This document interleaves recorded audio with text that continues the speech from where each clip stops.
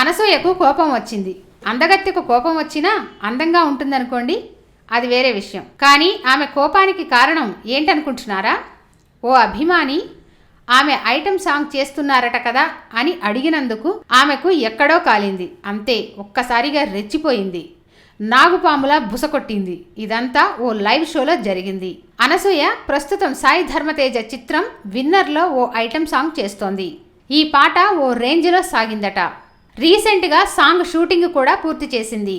ఈ పాట కోసం ఆమె చేస్తున్న కొన్ని టీవీ షోలకు కూడా డుమ్మా కొట్టి మరీ వెళ్ళింది. ఆమె పాపులారిటీ పెరుగుతుండడంతో బిగ్ స్క్రీన్ ఆఫర్లు వస్తున్నాయి. అందుకే ఐటెం సాంగ్స్కు కేరాఫ్గా మారుతుంది అనసూయ.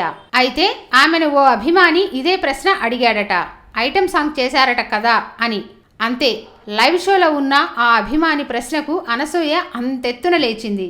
ఐటెం ఏంటి అసలు అంటే అర్థం ఏంటి? ఐటెం అంటే వస్తువు అని అర్థం. ఆడవాళ్ళు నీకు వస్తువులా కనబడుతున్నారా?